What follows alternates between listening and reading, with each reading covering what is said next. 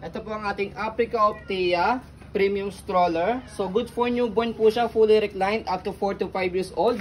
Wala po siyang faded, wala siyang discoloration. Sky blue ang kanyang color. High-seated, reversible yung kanyang handle, adjustable yung handle. Okay, already wash and ready to use na po. So ito po yung details po niya 1 by 1. So ito yung setup po niya kapag naka-reverse, naka-adjust yung handle, naka-full canopy. Ayan. Okay? So isa-isayin natin yung kanyang canopy. Ayan, meron siyang peekaboo rito. Ayan, ito yung kanyang loob. Unisex color naman po siya. So fitted siya rito. Meron siyang lock dito sa side para mag-fit po siya. And then angat nyo lang po yan kapag i-fold nyo po yung kanyang canopy. So ito po yung setup niya kapag nakaupo. No need for extra cushion pad dahil meron na siyang pad na makapal. Kompletong harness pad. Belt lock, wala po siyang putol. Ayan. Okay. So next natin, ayan yung kanyang front handle. Pe-press nyo lang po ito and then slide kapag lalagay o tatanggalin si baby. Okay. So next natin yung kanyang leg rest. Ayan.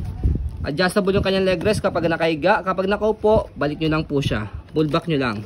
Okay. So higa natin. And then adjust natin yung kanyang leg rest para mas mahaba siya. Ayan. Wide seat. Ayan. Mas mahaba po ito sa kamalapad siya. Okay. So next natin yung kanyang footrest. Tapakan ng paa. Ayan. And then, yung gulong niya sa harapan, meron na siyang shock. And then meron na siyang stopper. Ayan. Hindi siya naikot kasi naka-reverse. Yes. Okay. So iikot yung nandito sa likod. So ito yung kanyang kabilang side na gulong. Ayan. I-maneuver natin. Ayan. Okay. Okay. So meron din siyang stopper. So balik natin sa normal na kanyang handle. So kapag i-reverse nyo siya, babalik nyo siya. Angat lang po itong dalawang side and then shoot nyo rito. Kailangan nakashoot. Yes. Ayan. Okay. Tapos sa pag-adjust ng handle niya, pe-press nyo po rito sa button. And depende sa magtutulak po. Ilan po to? Need po nakalak to ha. Mag-automatic lock yan kapag nire-reverse yung kanyang handle. Ayan. Ayan. Okay. So ito is, tapos yung harap naman yung umikot for easy maneuver. So next natin, stopper niya. Ayan. Okay. All good yung stopper niya. And then yung body frame niya. Ayan. So kaya premium stroller po ito ni Africa dahil aluminum po itong body frame po niya. Ang brand new price po nito para may idea po kayo na nasa 40,000 po. Pero we selling this as low. Details yan ha. O sa maselan ko. Maselan kayo. Okay. And then next natin yung kabilang side ng body frame.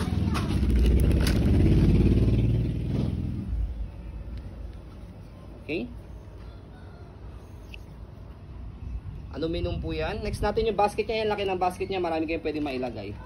And then yung kanyang handle. Handle niya walang tear. So dito siya nilalock. Slide nyo lang po yan. Naka-unlock dapat. Tapos press yung ilalim. Tapos angat yung likod and then pull down. Okay, one hand fold, one hand open. Yan. Sa pag-open, same lang din. Kailangan naka-unlock. Press yung ilalim, angat yung likod. Tapos buka. Ganun lang siya kadali. Okay, so i-maneuver natin kapag ka naka-front yung handle niya. Yan.